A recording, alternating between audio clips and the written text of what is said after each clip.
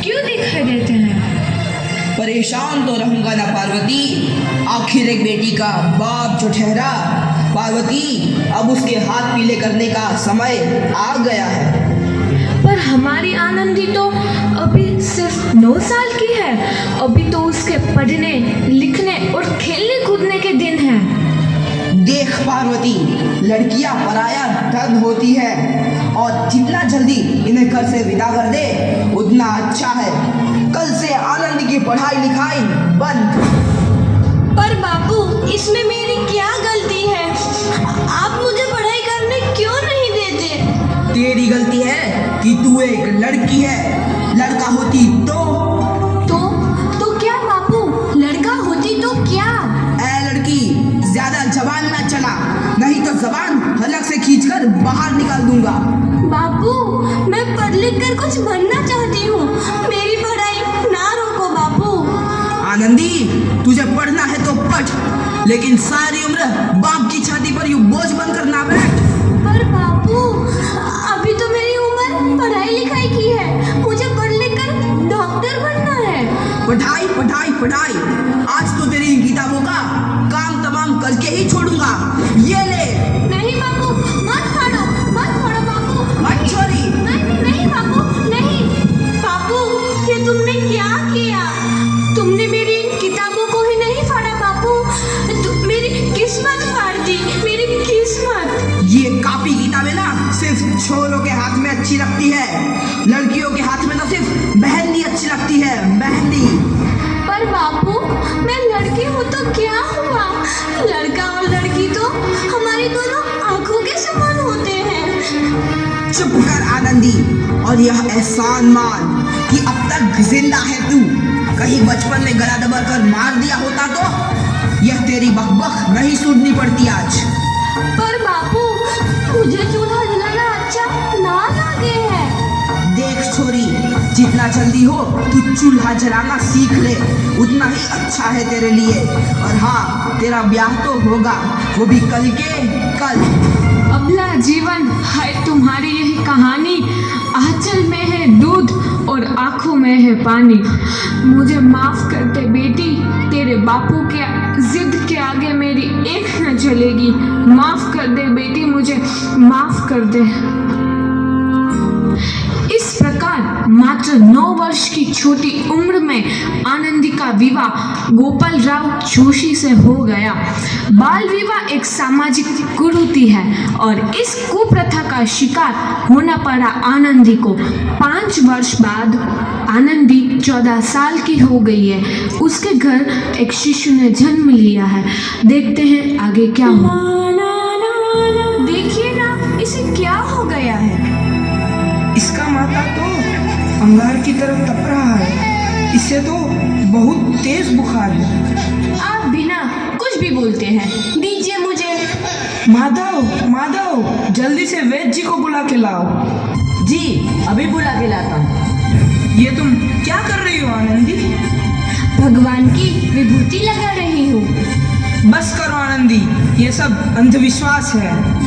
अरे आप यकीन तो कीजिए, भगवान की कृपा से इसका माथा ठंडा हो रहा है और बुखार भी उतर गया है ना बाबू?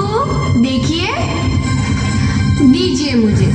उठो बाबू, आंखें खोलो, तुम्हें तुम्हारी माँ बुला रही है।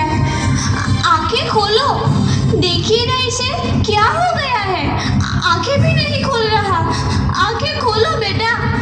आप चुप क्यों है? आंखें खोलो बेटा, आंखें खोलो। आनंदी, हमारा बेटा कभी आंखें नहीं खोलेगा। नहीं, ऐसा नहीं हो सकता। मेरे बेटे को मुझसे कोई नहीं छीन सकता, कोई नहीं छीन सकता। पागल मत बनो आनंदी। माधव,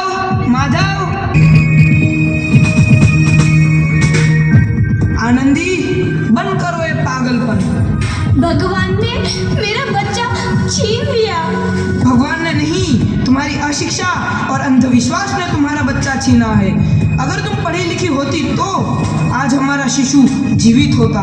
तुम अनपढ़ थी आनंदी, अनपढ़। नहीं, अब मैं अनपढ़ नहीं रहूंगी, नहीं रहूंगी मैं अनपढ़। मैं पढ़ूंगी ताकि कल किसी और आनंदी को इलाज के अभाव में अपना बच्चा ना खोना पड़े। शाबाश आनंदी, और यही तुम्हारे अपराध के लिए प्रायश्चित भी है।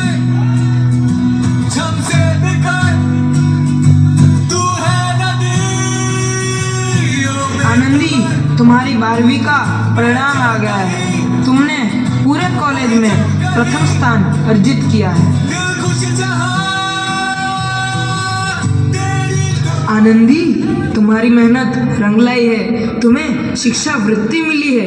ये लो तुम्हारे अमेरिका जाने की टिकट। मुझे शिक्षा वृत्ति मिल गई, मैं अमेरिका जा रही हूँ। पर ये सब मैं अकेले कैसे कर पाऊंगी? आनंदी, अपने आप को इतना कमजोर क्यों समझ रही हो? फिर इतना पढ़ने लिखने का क्या फायदा? तुम अभी गवार की गवार नहीं हूँ मैं अब गवार।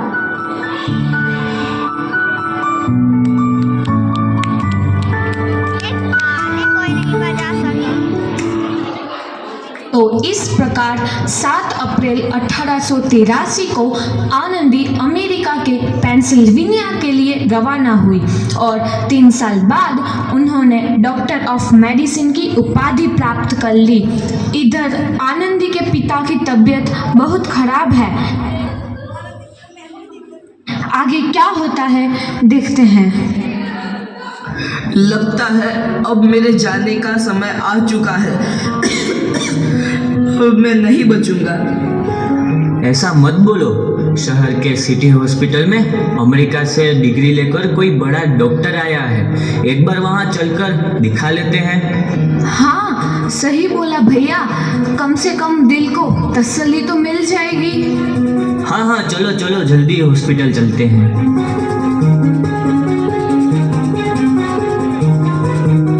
इस मरीज की हालत तो बहुत ही खराब है। कोई चमत्कार ही इसे बचा सकता है। ऐसा मत बोलो भाई। डॉक्टर साहब कब तक आ जाएंगे? लो आ गई डॉक्टर मैडम। डॉक्टर मैडम जल्दी देखिए, मरीज की हालत बहुत ही खराब है।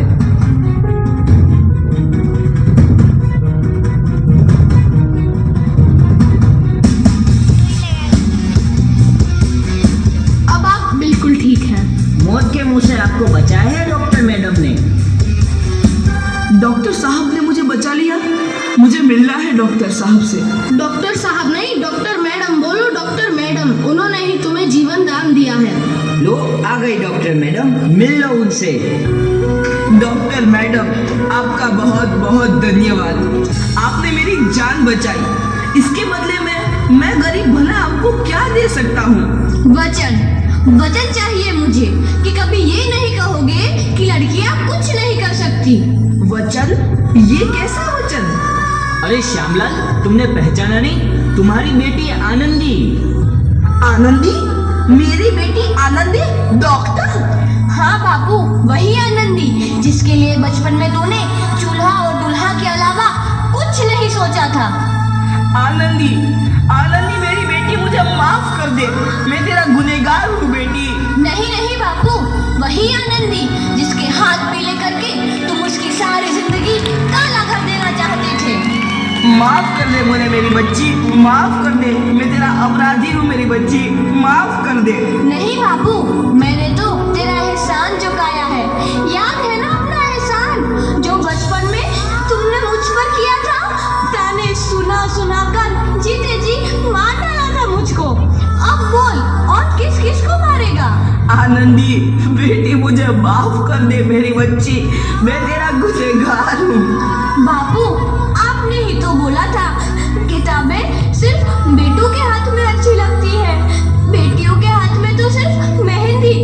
बेटों और बेटियों में फर्क करना दो आंखों में फर्क करने समान है। एक का पढ़ना और दूसरे का ना पढ़ना सामाजिक अंधकार है बापू, सामाजिक अंधकार। उपकार मांगता हूँ मैं तुझ जैसी बेटी का, जिसने सारी उम्र मुझसे कुछ ना मांगा तो सिर्फ बराबरी का दर्जा। वरना सच तो यह है कि मैं तेरी माफी के लायक भी ना हूँ। मुझ जैसा बाप तेरी बराबरी कर सके उसके मैं लायक भी ना हूँ मेरी बेटी, मैं लायक भी ना हूँ। अपने बापू को क्या माफ नहीं करोगी आनंदी? माफ कर दो आनंदी, माफ कर दो। सुबह का भूला यदि शाम को घर लौट आए तो उसे भूला नहीं कहते। बापू। तो इस प्रकार आनंदीबाई जोशी ने अपनी मेहनत और अटूट इरादे से न केवल भारत की पहली महिला डॉक्टर बनी, बल्कि आगे चल के उन लड़कियों के लिए सुनहरा रास्ता दिखा गई जो